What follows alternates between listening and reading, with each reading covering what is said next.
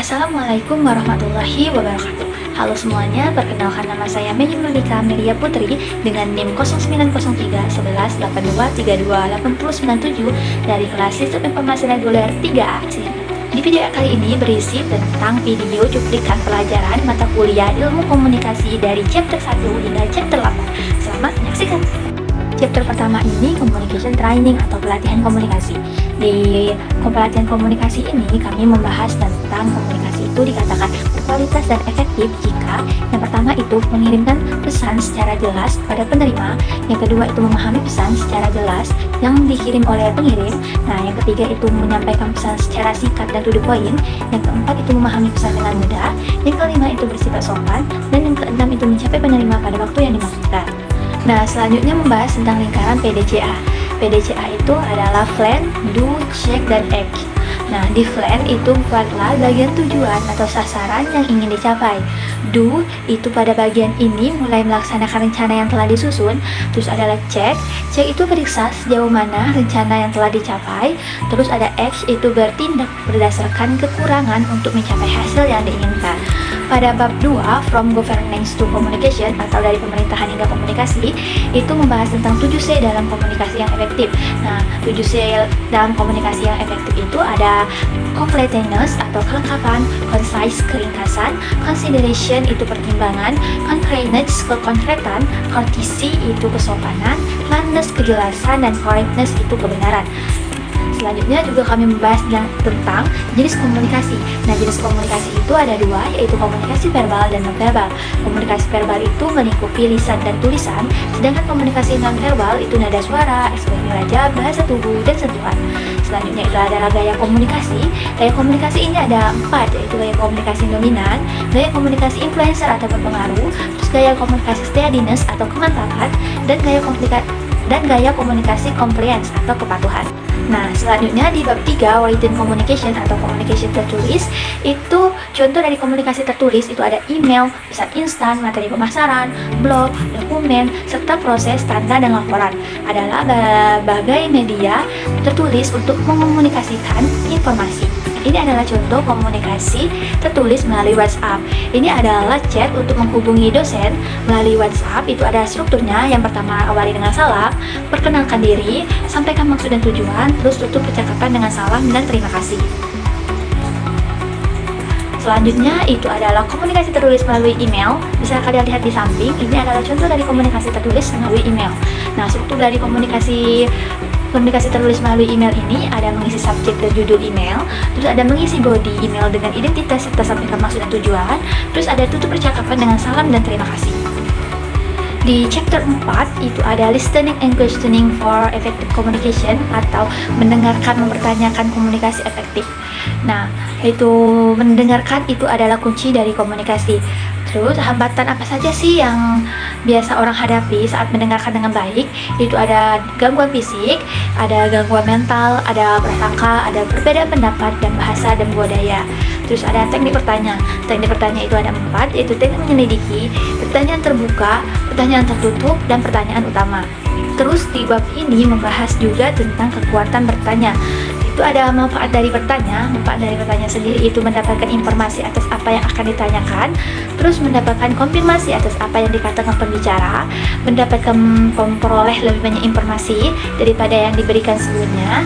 Biasanya timbul komunikasi timbal balik atau diskusi yang baik dari keduanya, terus membangun hubungan yang baik. Berikut merupakan contoh dari komunikasi efektif dan tidak efektif. Nonton film Marvel yang terbaru ini belum? Atau kamu suka nonton? Kamu udah nonton film Marvel yang terbaru belum?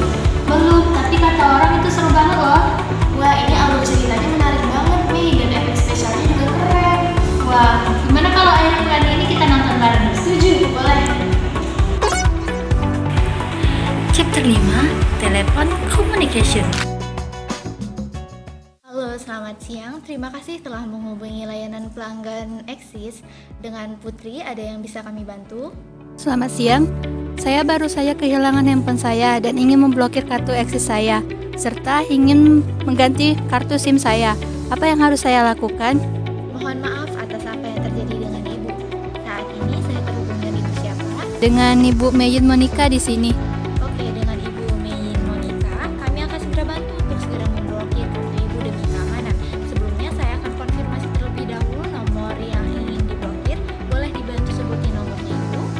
Nomor saya adalah 0858 5051 1213. Apakah ada langkah lain yang akan saya lakukan untuk mendapatkan kartu SIM pengganti? Terima kasih atas informasinya. Kami akan segera memblokir kartu lama SIM Ibu. Untuk mendapatkan SIM baru, Ibu bisa langsung ke gerai Eksis terdekat dengan membawa kartu KTP sebagai alat verifikasinya. Baik, terima kasih. Apakah ada biaya tambahan untuk penggantian kartu SIM? Baik Ibu, untuk biaya registrasinya sendiri itu gratis, tetapi ada biaya untuk kartu fisiknya sebesar Rp10.000. Baik, saya akan ke gerai Eksis secepatnya. Terima kasih atas bantuannya. Sama-sama Ibu, kami senang bisa membantu. Semoga urusan penggantian SIM-nya berjalan dengan lancar. Jika ada kendala lebih lanjut, jangan ragu untuk menghubungi kami kembali. Terima kasih banyak Mbak. Ini sangat membantu. Selamat siang. Selamat siang Ibu, have a nice day. Komunikasi tatap muka adalah interaksi langsung antara dua orang atau lebih di mana mereka saling berhadapan secara fisik. Ini memungkinkan mereka untuk mengamati bahasa tubuh, ekspresi wajah, dan intonasi suara secara langsung. Karena komunikasi ini mencakup akses verbal dan nonverbal, komunikasi tatap muka sering dianggap sebagai bentuk komunikasi yang paling efektif dalam menyampaikan pesan secara jelas dan mendalam. Terima kasih waktu diskusinya saya. Saya di sini ingin membahas tentang kebijakanmu selama bekerja di sini. Nah, di sini adakah tantangan yang itu kamu? Selamat siang Bu Teacher, dan terima kasih juga untuk waktunya. Untuk saat ini saya nyaman dan mau bekerja di sini. Tapi ada sedikit tantangan dalam pengolahan dokumen. Terima kasih atas keterbukaan kamu. Nah, menurut saya kamu sudah melakukan pekerjaan yang bagus. Di mana dalam beberapa waktu, apakah ada pelatihan khusus yang menurut kamu bisa membantu dalam pengolahan dokumen? Saya berpikir ada baiknya jika saya belajar tentang pengolahan software dokumen, Bu. Ini bisa membantu saya untuk bekerja lebih baik lagi. Ide yang bagus. Saya akan mencoba pelatihan untuk software untuk kamu. Semoga ini bisa membantu meningkatkan efisiensi kamu. Terima kasih atas masukannya, Mei. Terima kasih banyak, Bu. Semoga kedepannya saya bisa bekerja dengan lebih baik lagi. Contoh tersebut merupakan contoh komunikasi tatap muka yang efektif karena menggunakan bahasa verbal dan non-verbal. Respon yang relevan, bahasa tubuh yang sesuai. Saya di sini akan mengevaluasi kinerja kamu selama 2 minggu. Bagaimana dengan alur kerja? Apakah ada masalah? Ada beberapa masalah sih, Bu. Tapi saya sudah coba yang terbaik. Oke, coba jelaskan masalah yang kamu alami dan kira-kira ada ide apa yang kita lakukan. Mungkin efisiensi dalam pengolahan dokumen, tapi saya juga tidak tahu sih Bu berada di mana. Ya sudah, nanti kita lihat lagi. Mungkin kamu bisa lebih banyak ulangi saja. Ya Bu, saya akan coba yang terbaik. Contoh tersebut adalah komunikasi tatap muka tidak efektif karena Sibuk urusan pribadi, respon kurang baik. Tidak kontak mata. Chapter 7, Showcasing dan Presentation. Selanjutnya itu adalah tanda suara. Tanda suara merupakan aspek penting dalam komunikasi nonverbal karena dapat mempengaruhi lawan bicara.